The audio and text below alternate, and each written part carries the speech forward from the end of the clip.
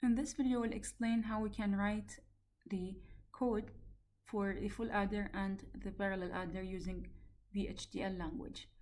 We'll first look at the logic diagram for the full adder.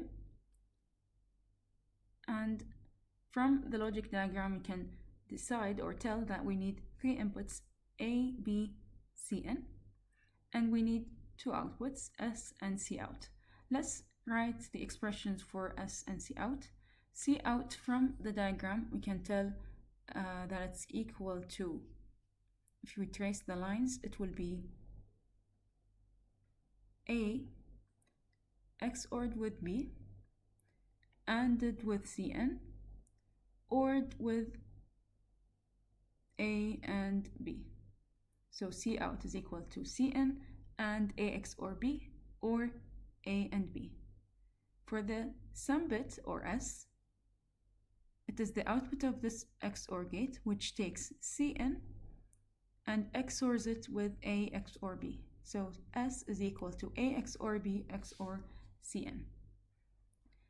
We can now move on to EDA Playground website, but before we write any code, let's make sure that the language we're dealing with is VHDL. So we're going to adjust the settings by changing the language to VHDL and typing test bench here as the top level entity. Make sure you write it or you type it as one word, test bench. And then here for the simulator, we'll choose the first option. And then we'll tick the box where it says open EP wave after run. We'll notice that the extension for the file is changed to VHD.VHD. Before we open or create a new file, we're gonna make sure we delete the code that is in design.vhd completely, and then we'll create a new file and call it fulladder as one word .vhd, fulladder.vhd. Click create file. We'll start first by adding a comment for our name, for example, and then another comment saying this is the full adder file. The first part of the code is the library declaration.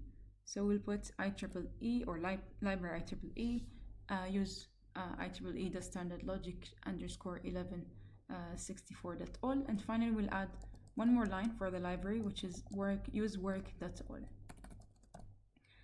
The next part of the code is the entity declaration. We'll say entity and then the name of the entity. For the full adder, we'll call it full adder. So this name must match the name of the entity. So full adder as one word is, and then end the name of the entity, which is full adder. Inside the entity part, we're gonna have to declare all the ports that are needed, inputs and outputs. We said for the full adder, from the diagram, we can tell we need 3 inputs, A, B, and C in, and each is a single bit. So that means I'm gonna say A, B, C in. These are all inputs, so colon in. These are all a single bit each. That means standard logic, semicolon. Now I'm ready to list the outputs. I have 2 outputs, S and C out. I'm gonna put C out first because that's what we see first in the truth table at the output. And just for consistency purposes, I'm gonna put the highest significant bit first, which is C out in this case. C out, comma S. These are both outputs, and each is a single bit. That's it. Now we're done with the entity part. The last part in this code is the architecture part. We can call it behave. And architecture behave of this architecture part is describing the behavioral of, or the architecture of the full adder. So I'm gonna put the name of the entity here with the correct spelling, and then we'll say is begin and the name of the architecture, which is behave and underscore or a semicolon. Between begin and end, we're gonna have to define the relationship between the outputs, S and C out, and the inputs. Let's define C out first. C out is equal to, or is assigned a value equals to. We're gonna translate the expression here. using to VHDL language. Cn is ANDed with brackets A XOR B, ORed with A and B. So we're gonna say Cn and bracket A XOR B, and then we have OR between with the expression that we wrote so far is ORed with A and B, semicolon. Now we have to define the output, the second output bit, which is S, and S is assigned a value equals to A XOR B XOR Cn. A XOR B XOR Cn. And this is it for the full adder behavioral modeling code using VHDL. Now the last thing we have to do is run a test on the code. We're going to delete the test bench code that we have here, and then we'll copy the test bench code for the full adder. We'll click OK and paste the code for the full adder test bench on the left side of the screen, and then we'll click Run. What we'll see now is the timing diagram for the full adder. We can compare the timing diagram here, the values in the timing diagram, with the truth table of the full adder, and we'll notice that the values will be the same. Let's look at the first case, for example. Here we have, at this particular point, A is 0, B is 0, Cn is 0. So 0 plus 0 plus 0 gave us 0 for S and 0 for Cout. Let's take a different case here. Here, at this particular time, A is 0, B is 1, Cn is 1. So we're adding 0 plus 1 plus 1, that is 2. So the answer is S is 0 with the carry out of 1, because we cannot write 2 using 1 bit. That's why we'll have a carry out. Without looking at the cursor values here, we can just look at the diagram itself. A high edge means 1, a low edge means 0. So here, signal Cout is high or 1, and S is low or logical 0. Now, this is the correct timing diagram for the full adder. We can use this full adder that we just created as a component when constructing the parallel adder. So I'm going to create a new file, call it parallel adder as one word without the underscore, so parallel adder.vhd. Click create file, and then here we're going to use the design that we'll plan now to construct the parallel adder code. For the 4-bit parallel adder that we'll need 4 full adders as instances, but we only have one unique component here, and that is the full adder. But let's decide on the component or the ports that we need first. We have 3 ports or 3 input ports, A, B, and Cn. Even though A and B consist of multiple bits, but they're still considered as 1 port each. So we have the input ports A, B, Cn. Cn is 1 bit, A, B, or A and B are 4 bits total. So there'll be vectors in VHDL. For the output port, we have Cout and S. S in this case is a vector, and it consists of 4 bits. Cout is a single bit. And as components, we'll need the full adder, and the full adder is instantiated 4 times. So we'll need 4 copies of it. Now for signals, which are internal wires or internal connections, we need actually only 3 signals: Cout0, Cout1, and Cout2. Now what we'll do is erase the current test bench, because next we're going to put the test bench code for the parallel adder, and then I'll borrow the library declaration files from the parallel adder, from the full adder actually. Now in this file, we'll need to declare the entity name first. After declaring the library files, we have the parallel adder entity. Parallel adder is and parallel adder, semicolon. For the parallel adder, we agreed that we need as input ports A, B, and Cn. And we said A is 4 bits, B is also 4 bits, Cn is a single bit. So let's translate that to VHDL code. Port bracket A, B are inputs. And to say 4 bits, we'll have to mention that these are vectors, so standard logic vector. How many bits? There are 4 bits, so I'm going to say 3 down to, as one word, 0. How do we know it's 3 down to 0? In the diagram, if you remember, we have A0, A1, A2, A3. So I'm going to count from the highest number to the lowest number. So we're going to say A, B are inputs. They're of type vector, so a standard logic vector, and they have the bits starting at 3 down to 0. So 3 down to as one word and then 0. Semicolon, because now we'll list the inputs consisting of 1 bit. So we'll say Cn is of type input as well, but it's just a single bit, standard logic, and that's it. Now we're gonna list the output ports, starting with Cout. Cout is an output, and it's also 1 bit, so we'll say standard logic. We have one more output, which is S, and S is also a vector, so we'll say standard logic vector, 3 down to 0. S is output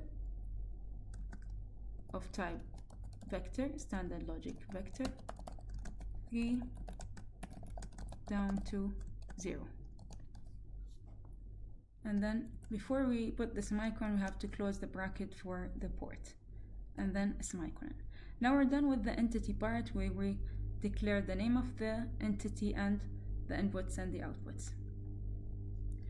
Now the last part, which is the most important part, is the architecture. So we're going to say architecture. We can call it struct because it's structural modeling of. We're describing the architecture for the parallel adder. So of parallel adder is, and then before we begin, remember we have to mention the components that we need and the signals.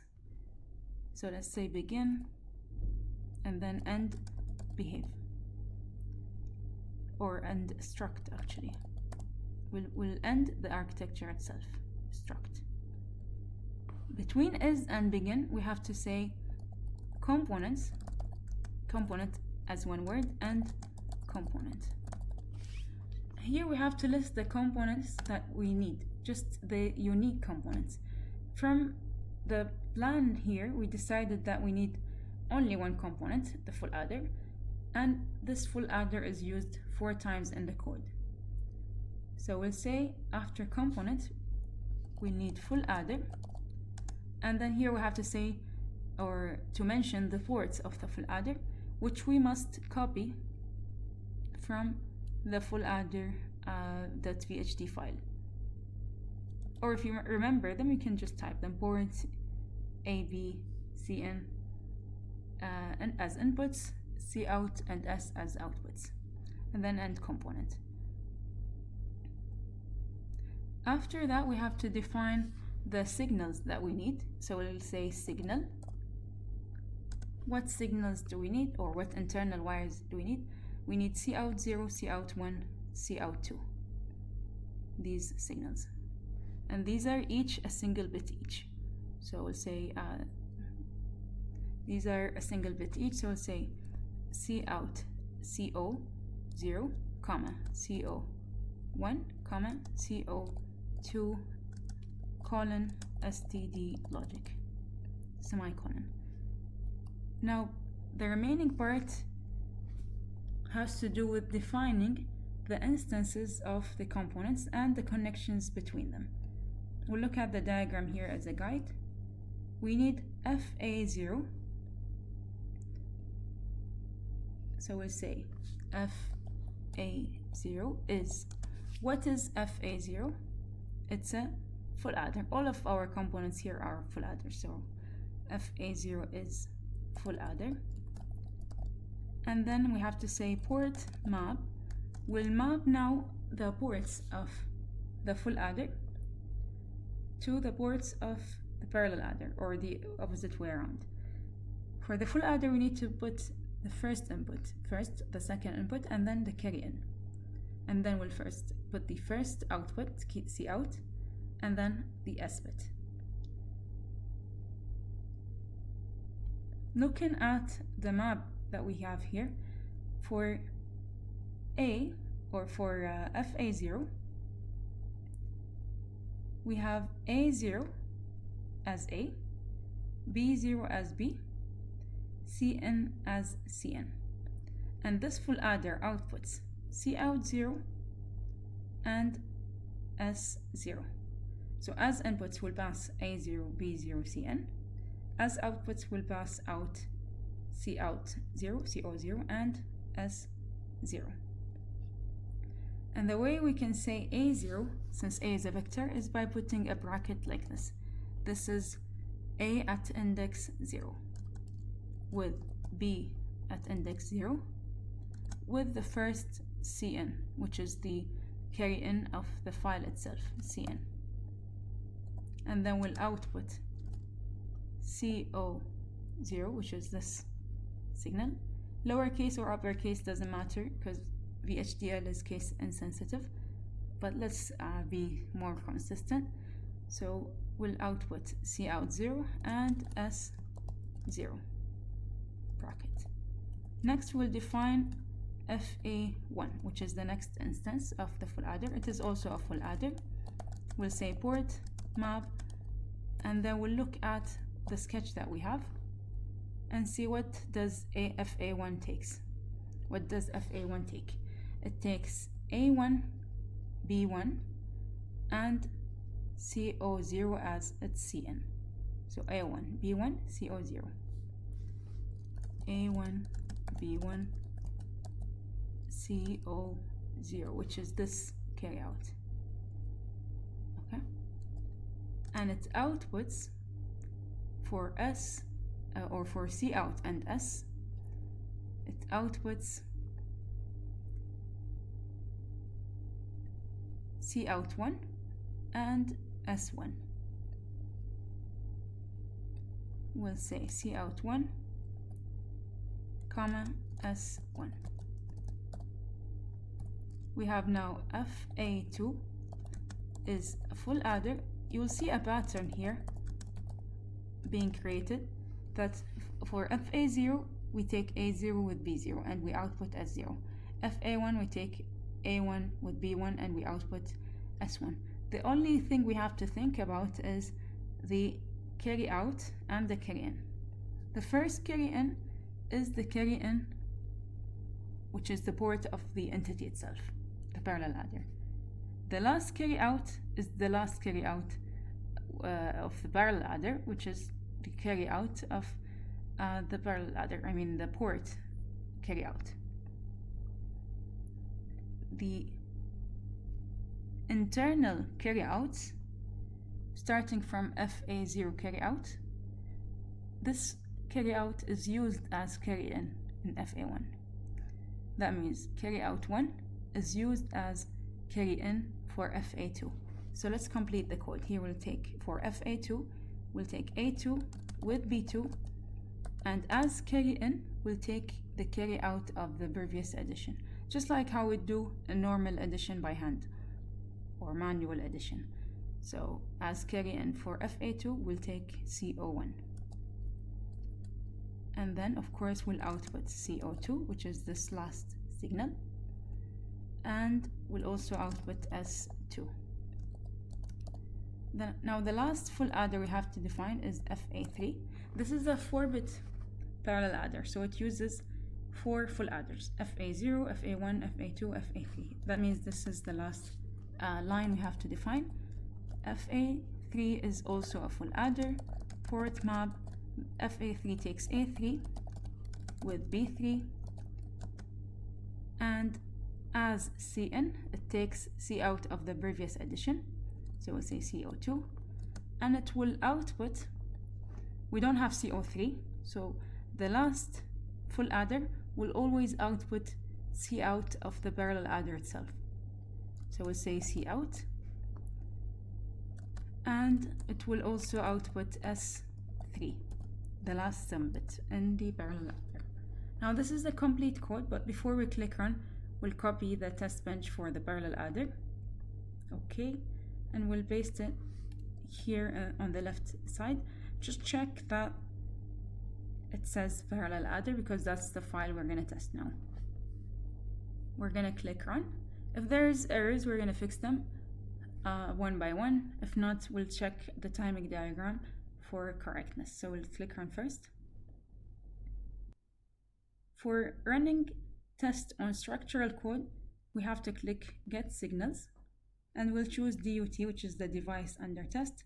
And then we're gonna click append all because we wanna look at all of the signals here, including the internal signals. Now click close. To see the numbers in decimal scale, you just have to click on radix, or to change them to hex. Actually, we don't have the decimal option. So we'll click radix and change the radix to hex. This way it's easier to read the numbers. By default, values will be in binary, so you can exchange or switch between binary, radix, and hex, but hex is easier to read for decimal numbers. Here we can check that when A is 3 and B is 2, the sum bit is 5. 3 plus 2 is 5. When A is 6, B is 1, 6 plus 1 is 7, so this is correct. Now the last case we're testing for is 4 plus 8, and we know 4 plus 8 is 12, and we're getting C in hexadecimal scale, which is correct because A is 10, 11 is B, so C is 12, and that's how we know it's correct. You can close the window. Now we have the complete code, and we tested both, and we figured out that the answer is correct.